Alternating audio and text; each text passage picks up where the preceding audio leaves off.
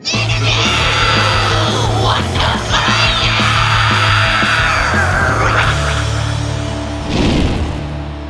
guys, what's up? This is Dana Dentata, and you're listening to Interview Under Fire.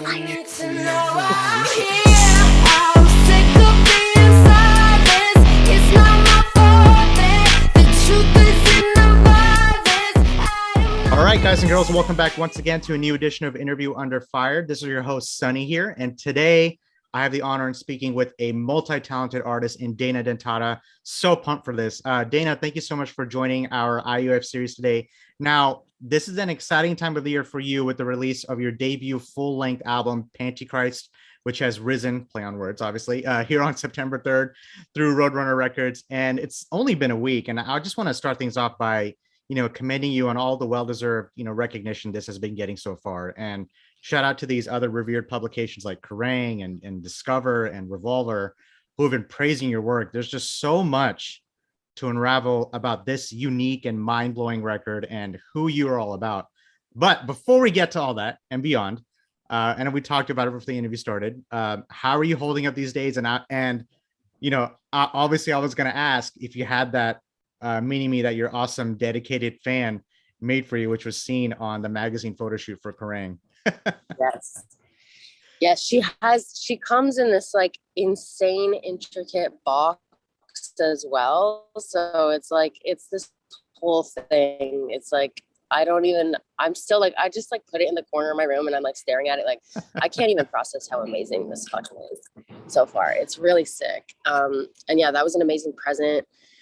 Having the album out, I feel it's so weird. I feel so peaceful and calm and happy, which I wanted to feel, but I was also expecting to have postpartum from giving birth to this album. Like, I thought I was going to go into like postpartum depression, and instead it's everything I wanted it to be, which is like, I just feel like calm. There's a bunch of helicopters. It's okay. Over me right now. I was gonna say, as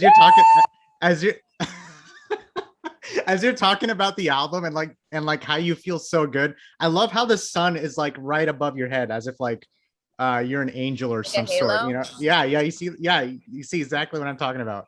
That's perfect. And if anyone who hasn't seen it already, go check out that Kerrang photo shoot, and you're on the cover of the current issue, which is just a thing of beauty. Now, I know you're originally from a suburb of Toronto, and before I sound like an idiot, how do you say the name? Like, it starts with an E.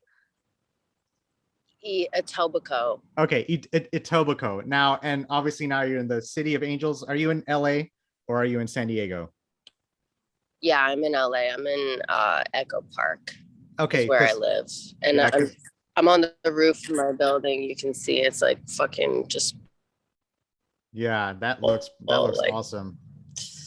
Amazingness, mountains. It's really sick. Yeah. So and yeah, have you seen Don't Fuck with Cats? No. What is that? It's a documentary about this murderer named Luca Magnotta who like tortured cats and then like killed this guy on. In that documentary, they famously call it like Etobicoke. They're saying it wrong, so it just reminded me of that. But it's Etobicoke, yeah.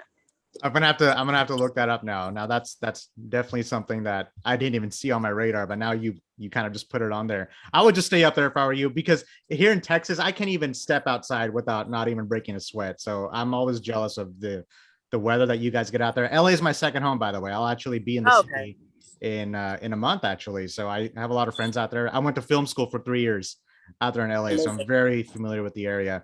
Now, it is the best. And obviously we talked about Toronto and LA.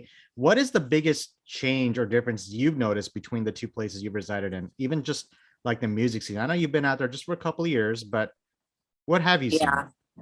I was just telling my boyfriend, actually, like before this interview, that like the people, I think it's also like entertainment industry, like New York and LA. It's just like the people here, like with people being fake and having a hidden agenda and like whatever, like, manipulative, trying to social climb and shit. Like they don't even like make them like that in Canada. And it's like, it's not even that I was like the most naive coming out here, but it was like they literally do not even make people like capable of that in Canada. I'd never experienced it. So I just got like totally, I got my ass handed to me when I came out here. It's like, oh, all these people are so nice. They want to be my friend. Like, and then just like realizing, oh man, it's like a whole other thing out here where you got to be really careful about who's genuine and who's not.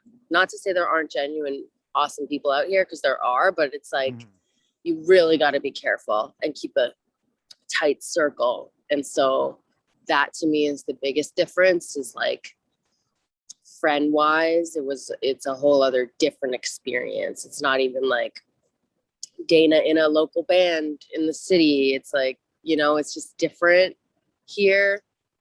It's like everyone comes here for something. They want something. So everybody wants something all the time. Like that was difficult for me to adjust to. But the weather is amazing, and that makes up for it.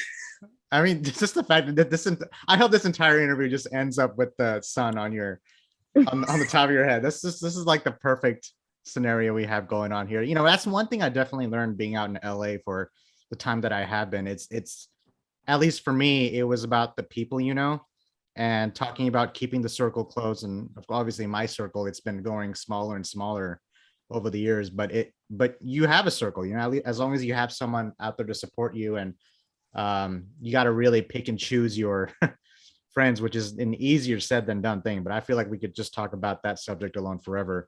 Now I want to talk about this because this is very unique about you. The origins of the name Dentada is translated from vagina dentata, which is an actual phobia. Is that right? Yes. It's like a mythological terror. Well, it reminds me of that movie that came out like, what is it, 10 years ago? Teeth. Yes, I've seen that movie. Have you seen that movie? Of course, yeah. It's a weird movie, but that's the first thing that came to my mind. I'm like, did she get her name from that? But I wonder, when you came down with the name, did you have other ideas in mind? I don't know what you can and cannot say about that. It's like, I want to go with Dentada. Yeah. Like, well, it was my all-girl punk band in Toronto that I had when I was 18, and like we got together, we started playing, we wrote a song, and we were like, fuck, what do we call ourselves? And we would come up with a couple different names, and just like my best friend was really into horror movies and, you know, like mythology and stuff like that. So we had known about vagina dentata in that whole story, the mythological story behind it, like with the goddess of night and death and everything. Yeah. And yeah, to me, it was like I thought Dentada, like it reminded me of Nirvana, which I think is like the best band name ever. And it was like Nirvana, Dentada. You know? Yeah. So then I really liked it in that sense. And then of course, obviously the meaning behind it ruled too. We were like an all-girl punk band screaming, bad boy, piece of shit, suck my dick, like fuck you. So it really worked out in that way. And then because my name is Dana, I never was like, I'm Dana Dentata. It was like people just ended up calling me Dana Dentata because I was in the band. And so I just eventually was like, embrace that. Like, okay, that's just my name, because it just happened naturally. I didn't even try. So it's meant to be. Yeah. And you've been on quite the journey. And again, that's like, if we're just going to talk about your journey just by itself, we could talk about that forever, but I'm going to sum it up here, and correct me if I'm wrong. I know you grew up listening to Whitney Houston, Spice Girls. I love the Spice Girls, by the way. That's a kind of a, oh yeah, it's not even a secret anymore, this one. I covered a Spice Girls song over the holiday, believe it or not. Fuck yeah. I can't believe I'm even mentioning that. But you know, I know you grew up listening to 50 Cent and then Limp Bizkit. I know you've done you have a history, you know, modeling and dancing in strip clubs and then playing guitar in the punk band, like you mentioned, Dentada, to the birth of Dana Dentata. I know it feels like an overwhelming list as I'm, you know, listing this out, but does it feel like everything also just went by in a blink at the same time? Yeah, sometimes it does. Or sometimes I feel like maybe like my life was going, and then I hit the pause button, and then all this fucking shit happened on fast forward in between, and then hit unpause, if that makes sense. Like, so there's chapters in my life where it's like, Jesus, did that even happen? Like, I've had 9 lives. I've done so many things. Like, I've done all those things, and then there's more. And it's like, God, I don't even know. It's a lot of people are telling me now's a good time to start writing the book about my life, because there's so much. And it's like, I'm ready, and I want to tell my story, and I want to like say everybody's fucking name in my story. And you should. It's like, I'm absolutely going to. And it's like, fuck, where do I even start? I guess I got to start from the beginning, but I have to start just like getting down pieces and chunks from different times. It's like, I was like basically like a stepmom housewife for 3.5 years at one point. I was the last ever American Apparel model, and watched the owner Dov Charney like lose his whole business right before my eyes, as if like my presence just helped that crumble. And like, yeah, just so many different aspects of my life: the dancing, the modeling, the band, traveling the world, like underage alone, just so many things. It's just like, what even happened? I don't know. Yeah, it kind of just flashes before your eyes, and all of a sudden here you are, and a big part of what makes Dana Dentata is the live presence that you exhibit on stage, considering the fact that you do wear these different kinds of makeup, and you have these intense thematics and even horror themes on the performance setting. Again, this ties into my experience with film school. I appreciate art when I see it. Does this feel like this was the real you all along, or is it a different persona that you're taking on when on stage? Like, it helps with the presentation of who Dana Dentata is. That's so interesting. There's this book that I'm reading called The Alter Ego Effect. And it talks about the alter ego and how you can go into this mode, and it's like your superpower. But the actual theory I'm trying to wrap my head around is like, say like Superman. Like, Superman is who he really is. Clark Kent is actually his alter ego. Right. But Superman's who he really is. So then it's like, Dana Dentata is like, that's my inner superhero. Like, yes, I think that is who I really am, and it's my essence. But what it's been for me the last 10 years or whatever is like, yeah, it's this kind of protector. It's also part of dissociation disorder, is having different identities, which it tied in. It is a dissociative identity, but it's also the alter ego. So it's kind of like a combo of both, where it's like this alter person I become, who is untouchable and is safe and protected and will murder any man that tries to hurt her. Love it.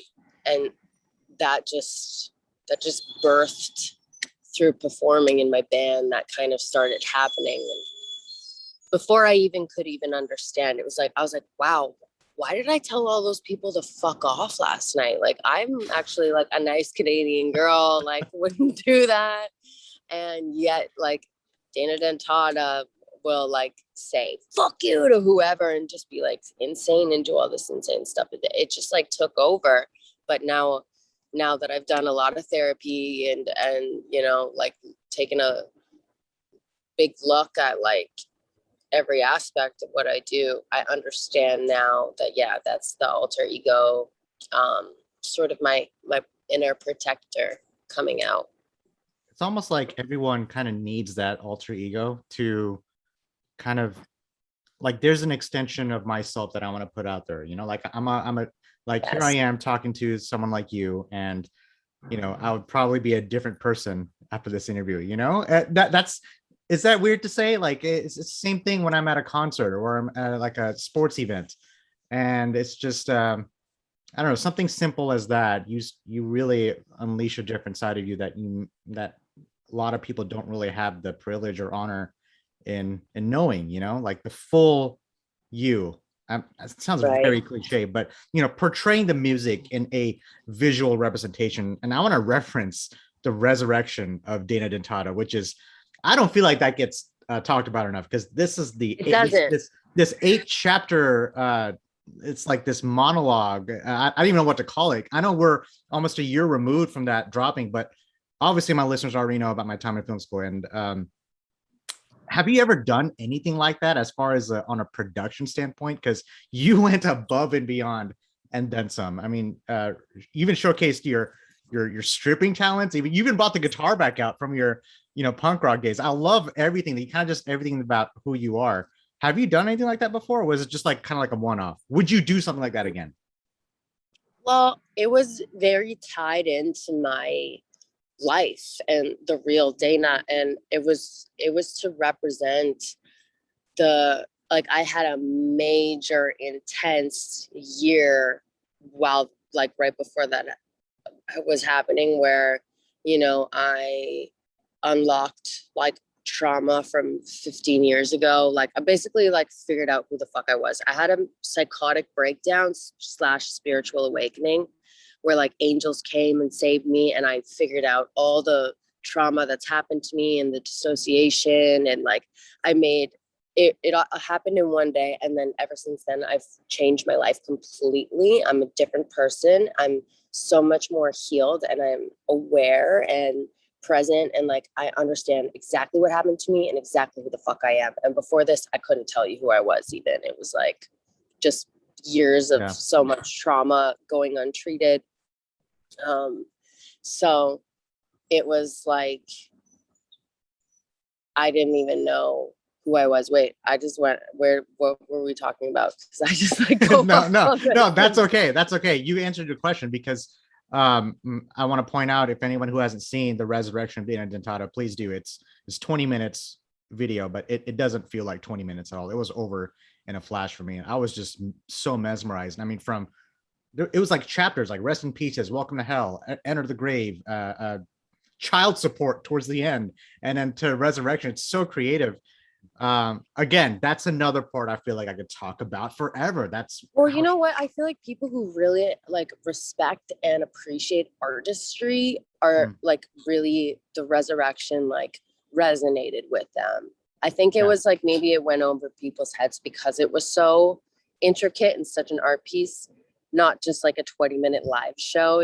There's like so much to think about in there. And yeah, it very much represents like my life and what the struggle I went through, the pain I went through, the demons I was surrounded by. And like, I finally really wanted, it was like, that's when I realized, oh, when I have these demon people in my art, like there could be like a fucking Netflix special about like the people who have played my demons and like the drama that's happened behind the scenes with that. Like, we've had demons threatening to beat the shit out of us. Like, there's been inter-demon beef. Like, my past demons, like physically the guys who wear the prosthetics and makeup and stuff and go on stage with me, like my past demons have fought my present demons. And it was like I was afraid to go out for like 2 years because one of the demons wanted to kill me. And like literally, and this is from me having demons in my art to represent men in my life. And then it was like becoming more than just the art. It was like I was adding even more demons to my real life. So that's like, I realized all my trauma and everything. And I realized what I'm doing is I'm swimming in my own darkness. I'm swimming in my shit, and I need to clear it out and make it positive and aim towards the positive, or else I'm always going to be in this insanely dramatic, evil, demonic, have shit people around me all the time for the rest of my life. So I needed the demon to be murdered and ripped to shreds. That's why we tore the fuck out of him, took all his organs out and everything. It was like, I need this demon to be dead. He's not coming back to life. Like, this is it. He's dying. It's done. I had to like perform that and act that out for that to actually like activate in my real life. Like, all my performances, I'm also doing basically like physical therapy where I'm like acting out the thing to then ignite it into real life. So like for me, that Yeah. demon, like that whole shoot, everything, it's like I needed to actually physically kill the demon for it to die in my art and in my life. And yeah, there was so much peace after that.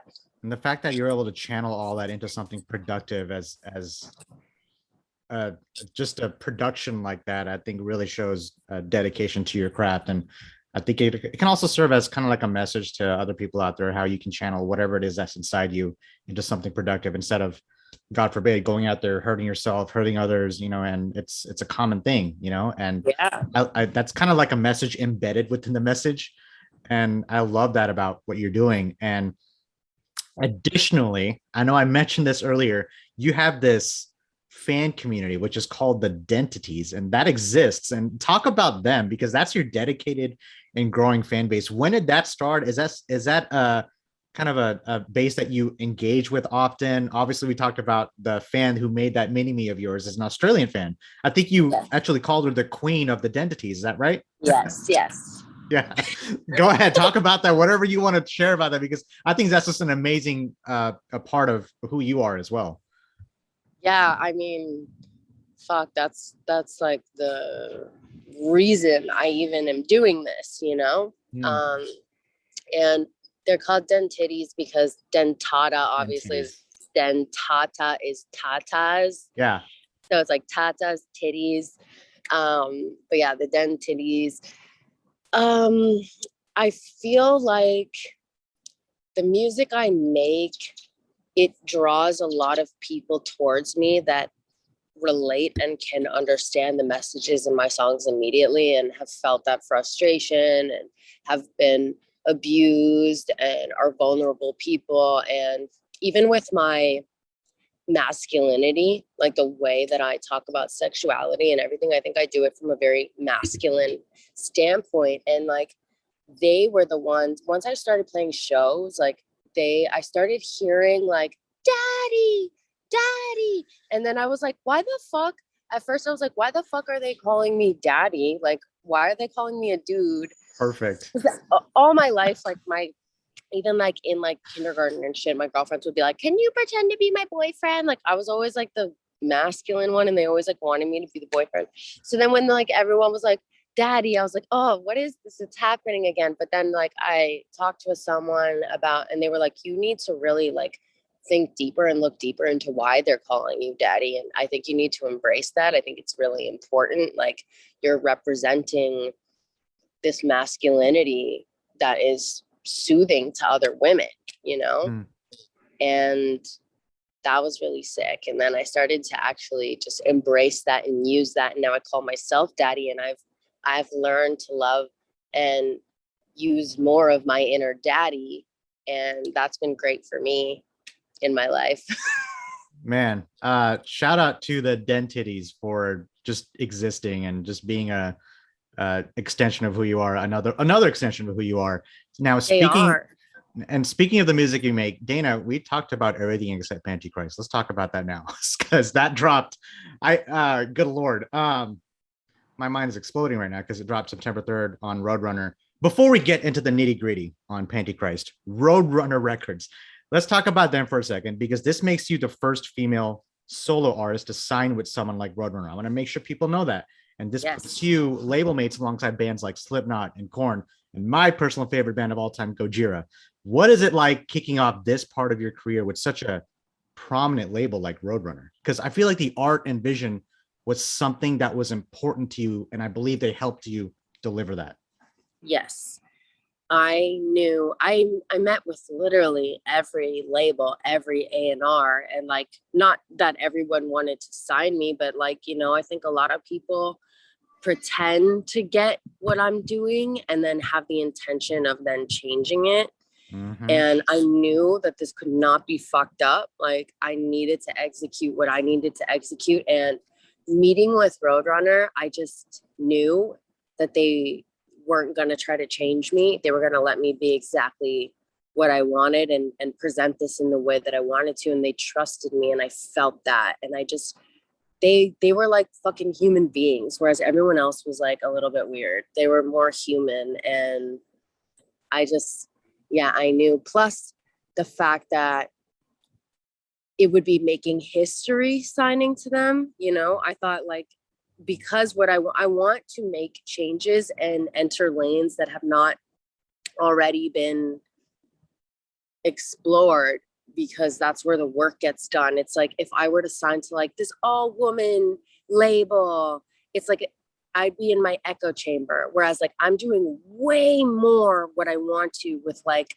having strong women be in scenes where it's not, you know. I think it's like it's so much more epic to do that and do something groundbreaking instead of like go to Interscope or whatever the fuck, you know. Like the fact that they've never had a woman ever in their 30 years of existence. It's like this is it's a gravitational shift, you know. I'm Yeah. shifting culture. It's only 2021, right? I know, right? So it's like, God, you needed this a long time ago, but I'm happy to be that person to do it. So stoked on that. And yeah, they really appreciate me and the meaning behind what I do. And that was epic. It was also nice coming from metal and punk. Like I kind of left metal and punk at one point in my early 20s and like got swept up into like Hollywood and modeling and like all this dissociative identity disorders, exploring the other identities that I have. And then it was kind of nice to like come back and have like the community where I came from, like be like, we're fucking here supporting you. Like we got you. It feels very family in that sense. So it's like coming home, you know, like even Dana Dentata, like I wasn't Dana Dentata for like many years in my 20s. And then I went back to her. So it's like very much like I got thrown out like into the world and then came back, and Roadrunner was like, we fucking got you. We're ready. You're ready now. We're ready now. And you're right where, yeah, and you're right where you belong. And great job, Roadrunner, because they got you. They got you. And that's a huge win on their end. Now I'm gonna exhale here because good God, I don't think I have any words to describe this album. It's an experience, because that's what this is. It's an experience. Now, this is the follow-up to your 2019 6-track EP, Daddy Loves You, Daddy. And knowing that this is your full-length debut, Dana, have you ever, if at all, felt any sort of, I don't know, pressure doing this whole process? Or does it make it easier knowing, fuck it, this is my first album, I don't have anything to lose? Has that ever crossed your mind? No, this has always felt like it's extremely, extremely important to me. And that like my life has been leading up to this moment for real. Like it's like almost like, even, I don't want to say this because it's not good to like put everything into one thing, but like I really do feel like this album in so many ways is like my purpose. It's why I'm even here on this earth, why I'm still breathing, is because I needed to do this in this way, exactly how I executed it. Yeah. And that's okay to say that. You know, you even took, you know, shock rock and horrorcore to a whole different level. You also mentioned how you wanted to, what is it, sing, scream, whisper, everything. Check, right? You've done all that and then some. I grew up in new metal bands, you know, like Korn, like I mentioned, Mudvayne, System of a Down. The sound really catered to someone like me. You have a song like, you know, Birth, and then the Travis Barker featured song Spit, Happy Family, which is my personal favorite. The acoustic song Free, Woodstock 99. You covered every freaking genre here. And by that, I mean fusing these sounds of, you know, goth and hip hop, rap, metal, industrial. I felt, now hear me out, I felt uncomfortable. I felt it was relentless. It was vexing, but all in a good way. And it was kind of like a release for me. You know, it makes me want to go back and listen to it over and over again. It's been a while since an album has scared me. And I listened to this album in the dark, which I don't recommend, which is great. And you have you have this identity and within your sound, and you're growing with it. But walk me through this. You know, how much did things change from when you first started composing on Pantychrist to where you ended up finishing it? Was there already a specific sound you had in mind for this album? There was no specific sound. I mean, I think like the songs like Church Hooker and Spit and stuff, I feel like that's kind of what people were expecting to hear from me. on Roadrunner, you know, it's like, okay, Mhm. she's on Roadrunner, she's gonna do hard, heavy, screaming stuff. And I'm so much more than that. So, but that is a part of me as well. So I just wanted to include every aspect of me. Like I am inspired by all different kinds of rap and pop and acoustic shit. And, you know, like all of that is important to me.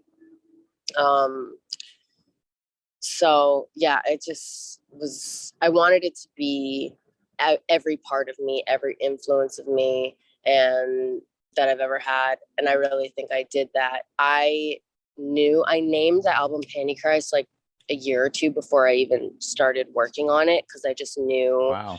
that it needed to be the album. And all I knew was I need this to be me being the healed, whole, invincible, indestructible, self-aware version of myself, like superhero version of myself. Like that's what this album's going to be.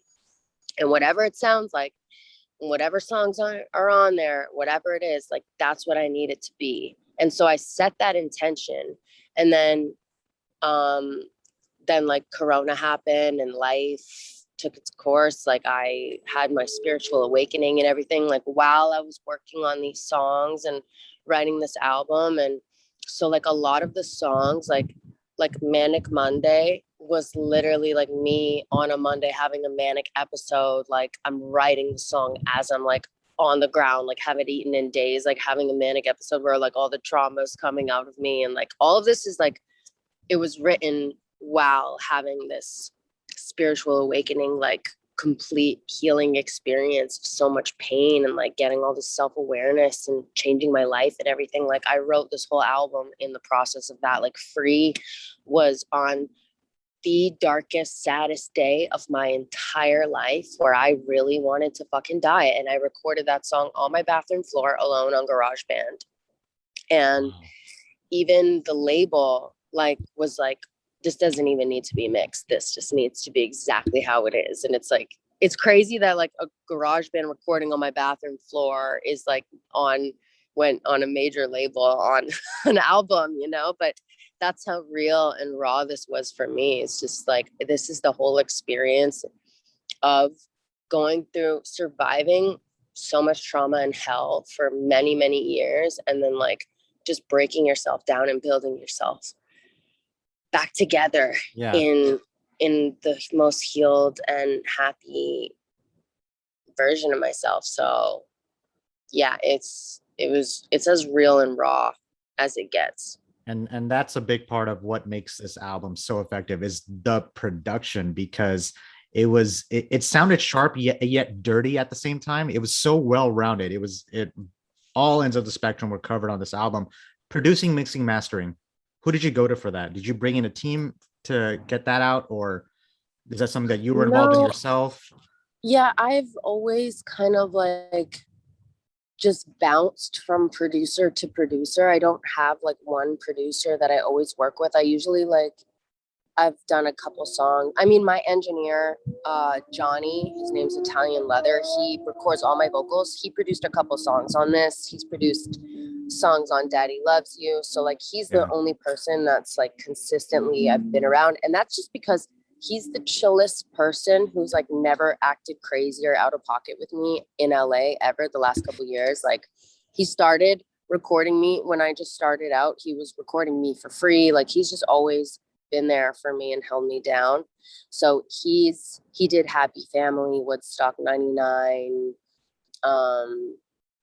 worked on a couple other ones. Like he's always solid in there. But for the most part, I don't know, I think because that's also an intimate relationship and I've had a lot of issues working with people that like I kind of feel like I did like one song with a different person pretty much on Yeah. everything. Like and I just worked with one person to person, and all these people, like usually I feel like people totally miss the mark and don't get what I'm trying to explain. But like it just so happened that like every single producer that I sat down with like really took in what I was trying to do with this album and understood it and delivered it perfectly. Like Dylan Brady from 100 Gags, he produced Apology and the song Pantychrist. And Pantychrist was the first song and first session I did for the album. Did it with him, and I just sat there, and he like doesn't really say much. He's pretty reserved, quiet person. And I was like,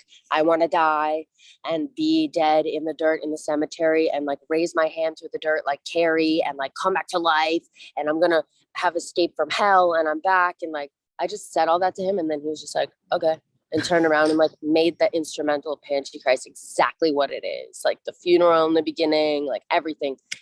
And it was like, wow, you fucking nailed that, bro. That never happens. Like that was like my mind exactly like pulled the song translate it into the visual. Perfectly. And and I absolutely love that music video. Now Dana, we talked about it before the interview started. This is the part that I was talking about, because between writing and structuring the songs and the production process, usually ask about themes on this next segment, and I'm hoping you can shed some more light on this, because I'm going to quote you here. I want my music to make other women feel free and supported, like I have their back in this. Pantychrist, we talked about the title, right? It's the healed, whole, superhero, indestructible version of yourself. You've been through hell and back. You're a survivor. You're a testament to that. And Dana, you released this album at a very interesting and important time as well. And by that, I'm talking about this abortion law recently here in Texas, and strict as you can get, stricter than strict, banning the procedure as early as 6 weeks into a pregnancy. You can't even detect a heartbeat at that point. And it's clear to me, hear me out, it's clear to me that it's not giving women control of their bodies. The fact that we're here in 2021 with people still making decisions about women's bodies and their rights is fucking ridiculous. It shows that we have a long way to go. But I'm interested in hearing your thoughts on this event. I'm going to give you the floor here, and no need to filter yourself. We had enough of that filtering shit these days. But this is meaningful to me, because especially with many of my friends who have been negatively affected by this emotionally and personally, for someone like you, the road you've been on, I feel as if you can be a voice for many. You already have been a voice for many, releasing an album that has the message that it does at a time like today. I know I'm throwing a lot at you, but go ahead and take it from here. I want to hear your thoughts on this, as far as just the timing of all this. Yeah, it's like, yes, that is great timing, but there is nothing fucking great about this bullshit that's going on. Even the fact that there's incentives for people to rat on people having abortions, like 10 grand or something you can get. And if you're a victim of rape or incest, you still aren't allowed to have an abortion. It's like, what is the thought process of these fucking politicians? Like, really, really, what the fuck is the rationale? Like, you don't want that. Like, nobody wants this to be a thing. So I honestly can't even fucking comprehend that it's going on. It's just like, what, how, where, why? Don't understand it at all, and it's really fucked up. And yeah, as far as like 6 weeks, I don't even know. That makes no sense. We need to fight this. Like, even with, I don't know, politics and shit, I mean, as far as like the justice system, even, like, I have little faith. I've experienced like zero success with justice, with like, people who have hurt me as a child. So like, I don't know. I've been talking with my manager about this. Like, I have a song called IUD. Yeah. I have an IUD, which is like, before we even talk about like abortion and having a baby, pregnancy, it's like the options for birth control for women are actually a fucking joke, and have been, and they're so archaic. And it's like, that's, I think, where the problem stems from, and why pregnancy is like, why abortion is so important and is so needed, is because we're not offered proper options for birth control as women. It's very archaic. It's like, we could take these pills that fuck with our hormones and make us crazy. And like, I think so many people have been on birth control for so long, and it changes their personality, and they don't even know, because we're just used to this. It's normalized. But for me, I took like 8 different kinds of birth control. shit made me suicidal. Like I'd be like screaming, laughing, then like bawling my eyes out one second to the next. And it's just like, that is not an option for me. And I've had 2 abortions. And when I think about it, because it's like, I want to do whatever I can to help women be able to have abortions in Texas. That is so important. So then I think about, but why did I even have those 2 abortions? I had those 2 abortions because I had to stop taking the birth control pills that I was, because they were making me suicidal. It's like, you know, that's not safe for me. And then there's the copper IUD, which is the only one that my body, like that's the only birth control that exists in the world that doesn't have any hormones in it. And the process to put that inside you, you know, those like the drain snakes with the little things on them to like put in your sink and then you pull out the hair. Yeah. That's what the measuring stick looks like to put a copper IUD inside you. They literally have to put this like drain pipe thing to measure your uterus. And you lay there awake with no anesthesia or any painkillers at all. And you're supposed to just raw dog this. And most women can't take that physical pain. So a lot of people don't even have the copper IUD because it's too physically painful to insert. So the only option is either like birth control or whatever. So like I went and I wanted to get the copper IUD, and I have a very high pain tolerance, and I had to tap out. It was too fucking painful. I was like, I can't do this. And so then they were like, oh, well, there's this other thing called the NuvaRing. Like you just like slide it in like a hair tie and it just stays in your vagina. So I did that.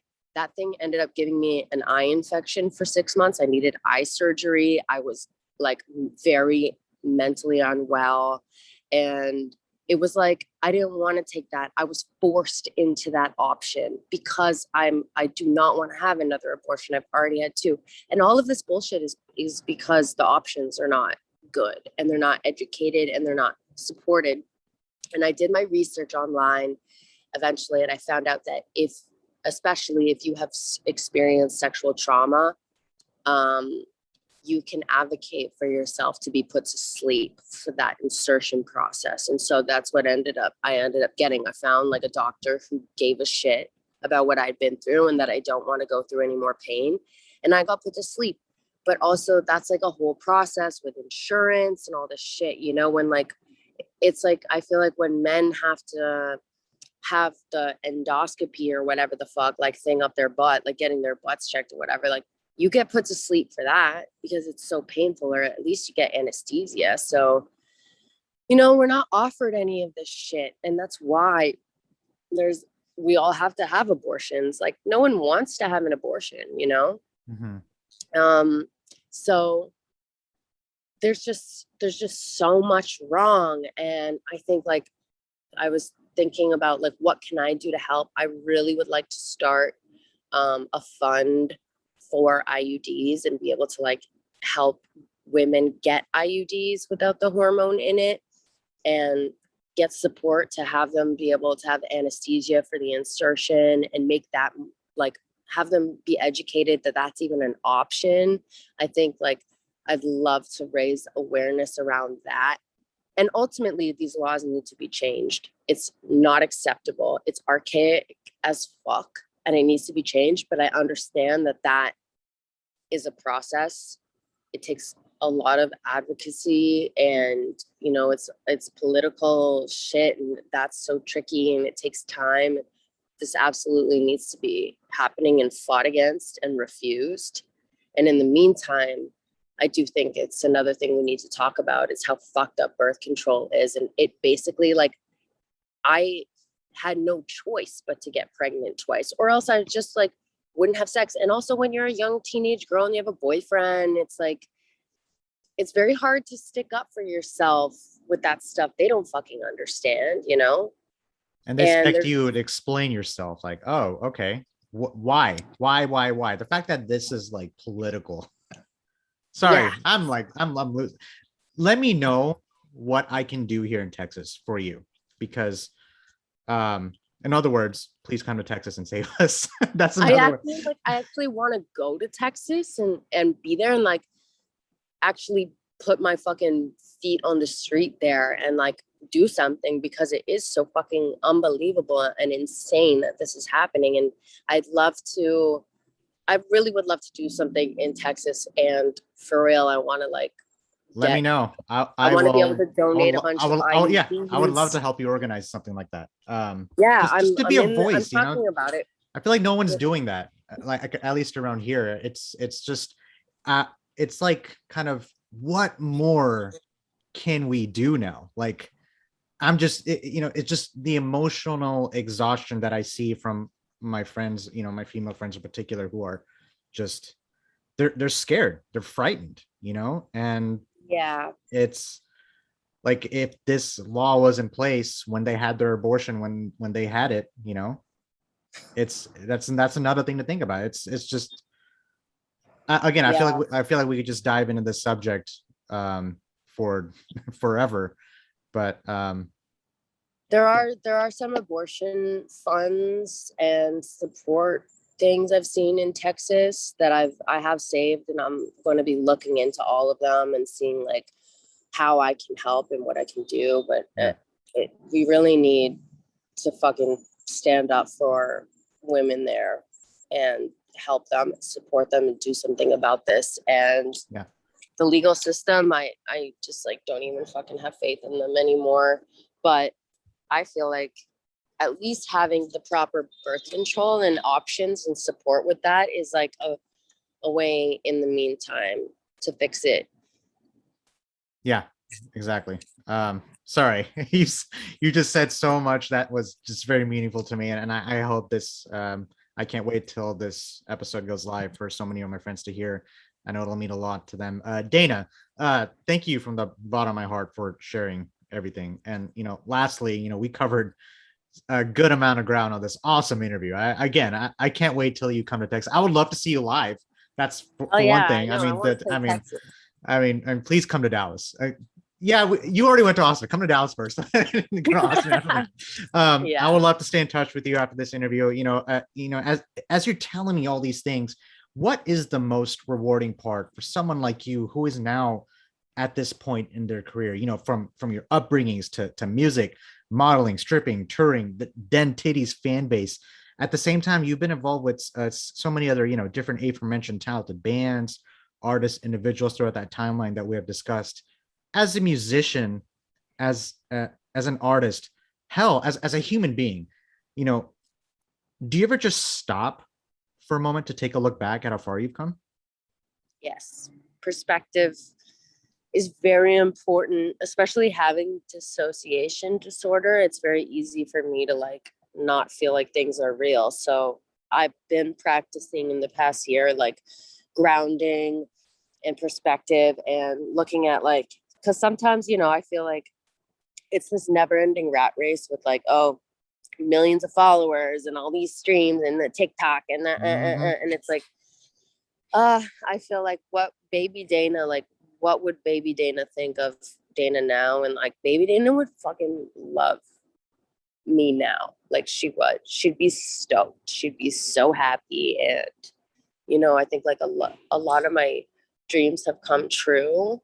And I mean, like the most important thing, the most rewarding thing is like this morning, I got a DM from this girl who talking about happy family, like she heard the lyrics and everything and then decided to do some research and got some therapy, and then discovered she had dissociation disorder since she was 10 and unlocked a lot of things that happened to her in her life. And she's making sense of things and she's feeling really good and empowered and like she's ready to start healing. And to me, that is like bigger than winning a Grammy or like my album going fucking 40 times gold. Like to me, that's so much more, like to me, that is the Grammy, you know. It's like Yeah. I got to help somebody else in the way that I needed help.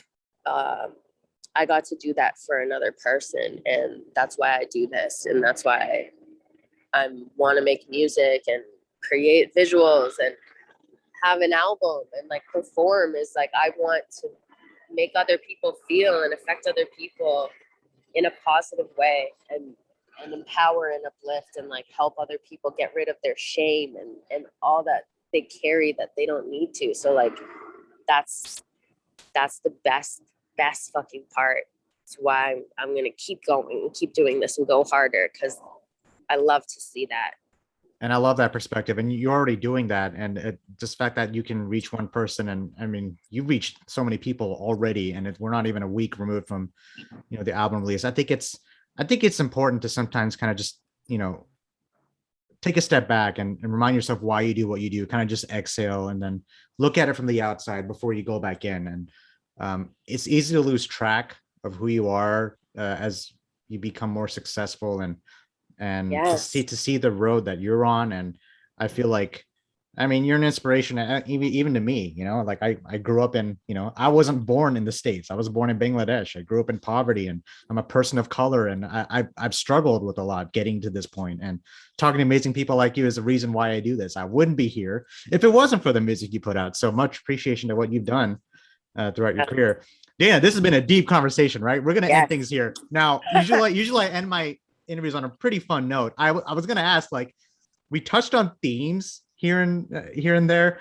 Do you have 5 favorite movies that you can think of at the top of your head? I'm putting you on the spot. Well, I've been putting you on the the spot the entire interview. I'm putting you on the spot once again. So okay, my number one favorite movie that I'm obsessed with, that I feel like is me as a movie, and I've made every boyfriend I've ever had watch this movie with me, and if like we vibe to it, then they're meant to be. Like, okay, this movie, my best friend has the tattoo of the movie because it's like our thing. It's building. Wild at Heart.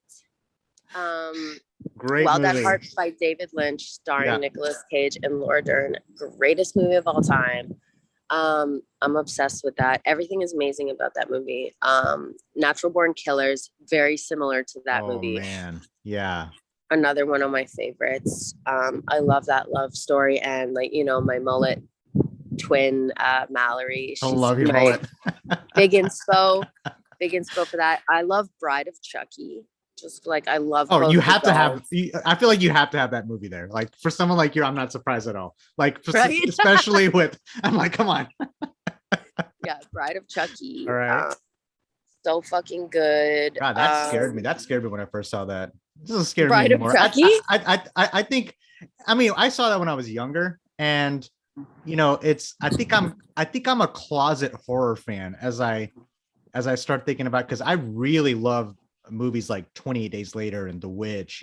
Just something about the mysterious, like the mystery behind those movies. Anyway, sorry, I didn't mean to interrupt you there, but we're talking about horror. I just want to mention how much I'm appreciating the genre more and more as these movies are coming out. But to go on theme with like my name and what I'm all about, there's a movie called I Spit on Your Grave. Yep. The new one or old one? Both. Okay. Like, both great the movies. OG one, and then the newer one is like so nasty and intense, and like, oh my god, it's like very gore. But like, I saw both movies. There's satisfaction with that. How many is that? That's 4. That's 4. One more. I mean, also Batman Returns, Tim Burton. Classic. Yeah, that's another one of my favorites, specifically because Michelle Pfeiffer's Catwoman suit and her character in that. The way that her latex like shines, I think it like made a mark on my soul as a child and like stayed deep in me. And I think that's where like the whips and the latex and stuff, where that comes from in me, is like that left a fucking mark, because there's nothing like that outfit, like the shine, the texture, the sound of it, like everything. There's a video I saw. You just performed in the UK, and you were on stage with the exact outfit, I think, because you had the latex, you had the whip, I think. And I was also gonna ask, you dressed up as Catwoman last Halloween, is that right? Well, no, for my song Trust No Dick, I had a girl recreate Michelle Pfeiffer's Catwoman suit, like to a T, like identical, and that's what I'm wearing in the music video for that. So like, I always have that suit around. So what do you have for this Halloween coming up? I mean, if we're gonna have a What are Halloween, ideas? Yeah. it seems like we are. Fingers crossed. So, yeah, fingers crossed. So that's the thing. I don't think I even had a costume last year because it was like COVID. So I'm still waiting to I don't, see. But if you I know, do, it will be epic. it may not even matter. You have your elements when you're on stage, so you can just. The thing is, Halloween for me now is becoming more of a holiday because every day of my life is Halloween. Hey, Halloween is my birthday is in October. All right, so Halloween Okay. is it's my favorite time of the year. So you're talking to the perfect person here. All right, so Yes. we got that all covered. Like obviously it's my favorite month, and that's when I go to all the stores and get all my props and stuff. It's like, especially like the day after Halloween, like, bitch, I'm going to Spirit, let's go. Like, it's like that's when it like starts for me.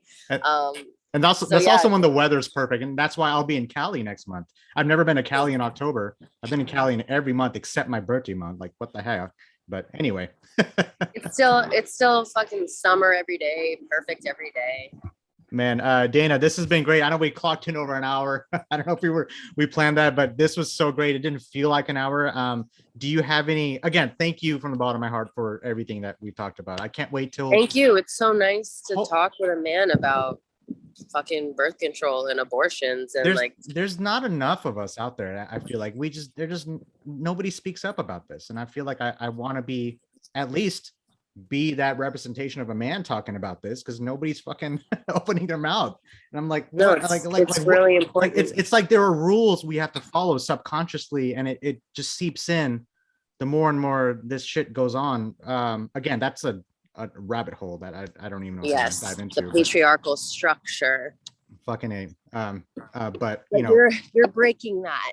So keep fucking being you and talking about that stuff and being a genuine fucking human being. No, thank you for being you. Like, I love that this is why what I love. I learn much about myself as I'm learning from my guests. That's why it's never just another interview. It's always a conversation about why you do what you do, how you do it, and what you want to do in the future. And it's something I can draw inspiration from, some other people can draw inspiration from. And that's why I started my music publication. The music runs in my family, and it only makes sense for me to do something like this. And again, thank you again for everything. Let's stay connected. I can't wait till we do this in person someday. We can talk about how we did the interview during the pandemic, even though who knows how long this will continue. But Dana, do you have any last words? Just any shout outs? I'll promise I'll let you get out the roof now. I think it's you're baking up there. Do anything you'd like to plug in or mention as far as your music, Pantychrist? I don't know if you have a new music video coming out soon. Touring. I'm gonna be doing a music video for Woodstock 99, which I had to change the title to D-Stock 99 because HBO did the documentary Woodstock 99 like literally 3 months before I announced this. Did you see that documentary? Oh yeah, I watched it right away. Man, oh man, what good! It blew my mind. But I love that documentary came out because it will help people understand why I have a song called Woodstock 99 and the meaning behind it, and like the irony of that being my favorite music festival of all time. It's like that was my favorite of all time, yet there was all this going on, which also relates to my life. It's like my whole life feels like Woodstock 99. Holy shit. I can't wait to see that. I remember my brother's girlfriend posted on Facebook today, do I know anybody who's been to Woodstock 99? I'm like, what? So like, I'm about to go back and check the comments to see, because it's our generation. I mean, we're all in our 30s, but it's like she may have known people who've been affected by that negatively. And I talked to some people who went, and sounded absolutely horrifying and scary. Yeah, and on the surface, it just looked like, oh, Limp Bizkit is doing what they're doing, Rage Against the Machine, and all these other bands, but they don't know what really happened. The whole fire thing, like I had no idea. I was just blown away. I have an 18-year-old sister who watched that documentary with me, and it terrified her. So in the grand scheme of things, I'm glad it raised awareness for a generation like hers. But anyway, I'll let you go here, Dana. We'll stay connected. Everyone who's listening, this is the legendary Dana Dentata. please do us a favor and buy Pantychrist, because the bands Yeah. can't do it, artists can't do it without your help. It dropped last week on Roadrunner Records. I can't wait to see where you go from here. Stay safe, stay well. I can't wait for that music video, and we'll stay in touch. And I will see you in Texas sooner than later, hopefully. Yes, praying for it. All right, Dana, take care. I'll talk to you next time. Okay. Thank you so much. Amazing talking to you. You too. Bye-bye. You need to know I'm here. I'm sick of being silent. It's not my fault that the truth is in the violence. I am not the enemy. I am not your bruise. I face my fucking self. Baby, you should try it too. I need an apology today from every motherfucker that tried to get in my way. I'm not the enemy. Hey guys, thanks for listening to Interview Under Fire podcast. If you guys liked what you heard, please subscribe and share our channel. And please leave a 5-star review, as that helps us tremendously. If you'd like to check out more, visit www.interviewunderfire.com or our social media channels on Facebook, Instagram, and YouTube. And finally, we want to thank you all for the support you've been giving us. Keep it burning.